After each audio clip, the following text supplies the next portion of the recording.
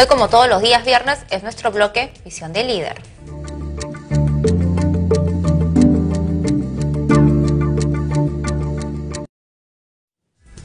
Y hoy en Visión de Líder vamos a tener que hablar acerca de estas competencias digitales, es decir, el liderazgo global de servicios digitales. Y para hablar acerca de este tema está con nosotros, como todos los viernes, el doctor Tomás Barreto, quien es coordinador académico de la Universidad CICE y también doctor en educación. Doctor Barreto, como siempre, un gusto tenerlo acá. Gracias, Carla, de igual modo.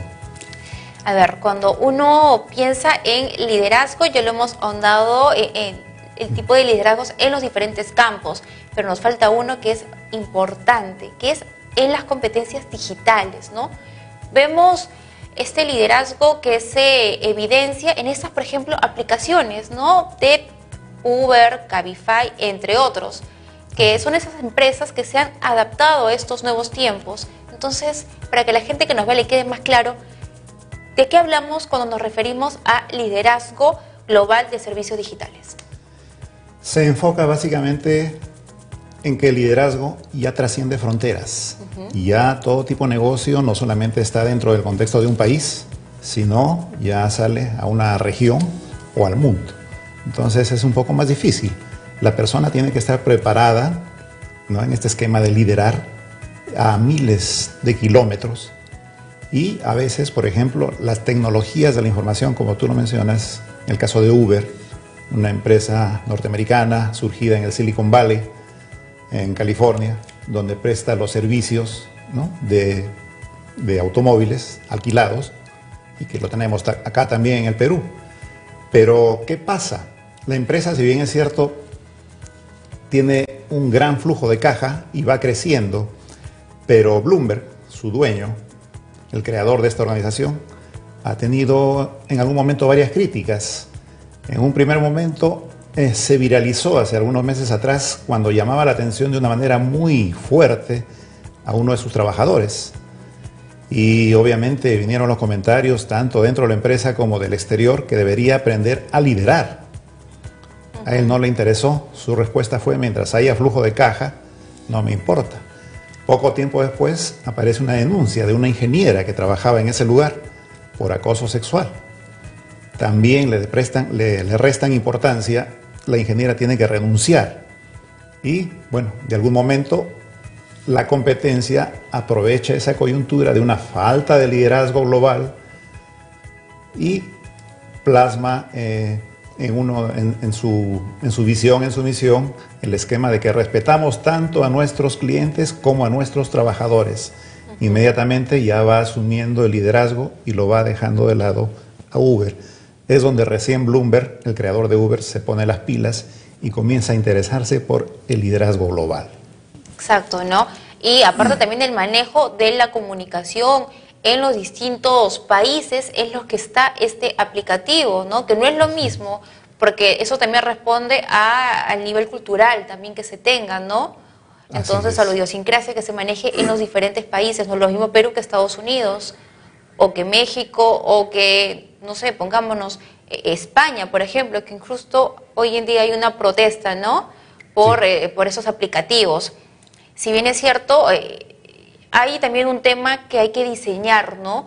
Es que cuando hay una denuncia, por ejemplo, una pasajera o un pasajero se queja, lo que ellos dicen es que nosotros no recepcionamos la denuncia porque nosotros solamente somos una especie de árbitro que une a alguien que quiere ofrecer un servicio de taxi con un cliente que necesita cubrir esa ruta, ¿no?, ir a ese lugar.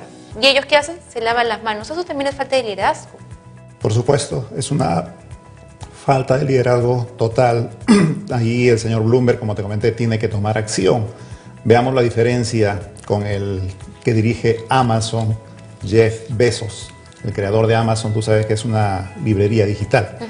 Desde que empezó el 16 de julio del año 1995, la empresa creció exponencialmente, sin ningún tipo de mayor publicidad que sus propios servicios. Empezó, obviamente, su política es contratar a las personas con mayores capacidades de creatividad, ¿no? Pasa por un proceso de reclutamiento y selección bastante fuerte, y quiere gente que lo reten a él para crear y mejorar cada paso, cada proceso. Según lo que comenta el señor Bezos, dice, quisiera que todos ustedes cada día solamente le pido una idea para mejorar los procesos o los productos o los servicios que nosotros brindamos. En 30 días tenemos 30 ideas. Esas 30 ideas, por favor, plásmenlo y ejecutémoslo, ¿no? Reciben premio los trabajadores de aquella organización, obviamente cuando aportan con algo extra, con algo mejor. Exacto, ¿no? Ese es en realidad importante, como lo decimos, el liderazgo no solamente es un liderazgo que puede ser en familia, en educación también es importante, en el trabajo, pero sobre todo en este tipo de trabajos donde debe ser mucho mayor porque se trata de un empleo, una empresa en realidad que traspasa fronteras. Sí. Entonces ahí, ¿cómo hace el líder para poder ver o tratar de poner orden en un país, por ejemplo? Si esta está consolidada vamos a imaginar, ¿no?, en Europa, y esta se trasciende hasta Latinoamérica, ¿cómo hace para poner orden, ¿no?, hasta Latinoamérica? En primer lugar, tiene que conocer bien la otra cultura, ¿no? Hay cosas que en nuestro país pueden ser muy adecuadas, pero en otro lado del mundo pueden ser diferentes. Entonces, ese nuevo tipo de líder tiene que estar inmerso, tiene que ser una persona que ha recorrido el mundo, tener una idea de qué manera piensa. Hablamos solamente acá a nivel Latinoamérica, regionalmente, pero hay una forma de pensar en el esquema, por ejemplo, del marketing en Chile, en Argentina, en Bolivia, en Brasil, en Ecuador, en Perú. Un gerente regional a nivel Sudamérica, idioma español. Pero si ya vamos en el tema de exportación, China, Estados Unidos, Norteamérica, Canadá, hay que saber, primero hay que conocer bien esa cultura, saber no solamente diversificarse a nivel comercial, sino involucrarse en esa cultura para poder cultivar relaciones y saber qué tipo de personalidad tiene cada uno de ellos. Claro, porque no es solamente... más difícil, no es... Exacto, porque no solamente es un tema, como lo decíamos, Latinoamérica, sino dentro de Latinoamérica, los países que se están contando, porque cada uno es diferente, con unas diferentes necesidades, ¿no? En el caso, pero ese tipo de líder, ¿cuáles son las características que deben tener? Lo que se requiere un tipo de líder hoy día es esa visión global. En segundo lugar, aparte de conocer y estar abierto a la nueva cultura, debe ser una persona que al menos domine la lengua franca. La lengua franca es el idioma inglés, como tú sabes, es la clave para comunicarse con cualquier persona en el mundo. Una persona que habla chino mandarín y no conoce el español, y nosotros el español y no hablamos el chino mandarín, pero a través del intermedio, la lengua franca, el inglés, tenemos la comunicación abierta. Ese es el requerimiento de hoy en día.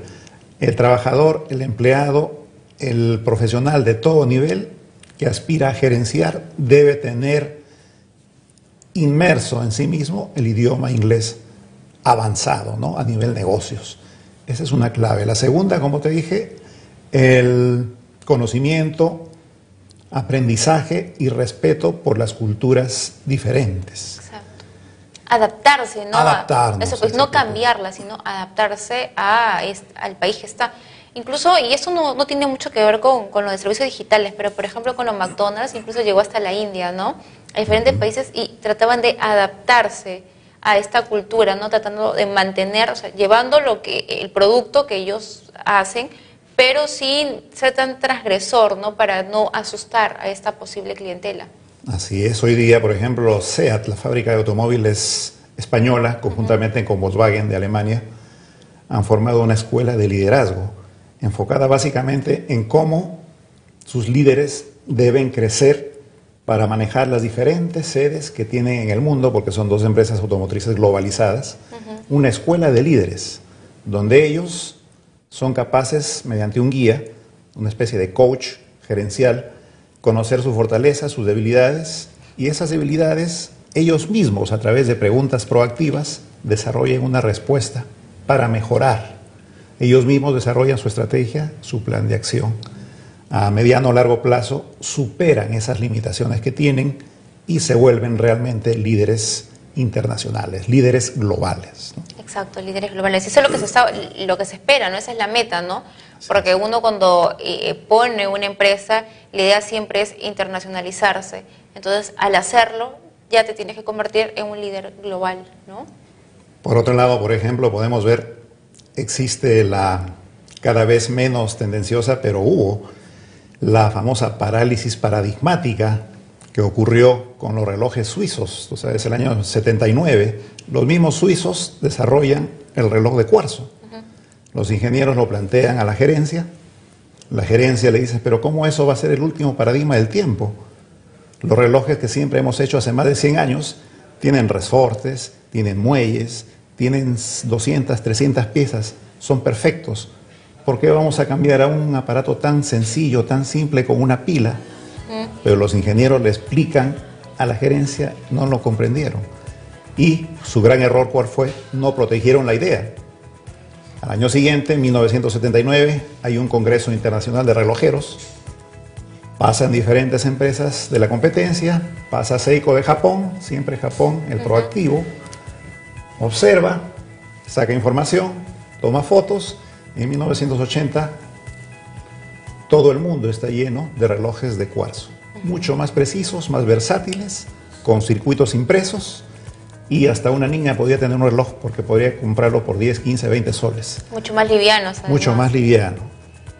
Cerca de 50.000 trabajadores de la empresa de los relojes suizos en Belchatel reclamando por sus despidos, reclamando sus beneficios sociales. El gobierno suizo tuvo que hacer un préstamo y alguna ayuda tuvo que darle a esta organización para poder superar. Y de alguna manera nos da a entender que podemos ser hasta el día de ayer los mejores fabricando un producto o brindando un servicio, pero eso no implica que siempre va a ser lo mismo. Hay algo que cambia y simplemente los 100 años anteriores ya no. Es por eso que nosotros siempre, y eso también lo decimos a todos los emprendedores, ¿no? Y a todos los líderes, hay que ir constantemente innovando, ¿no? Reinventándonos, porque los tiempos cambian y nosotros tenemos que ir acorde con él.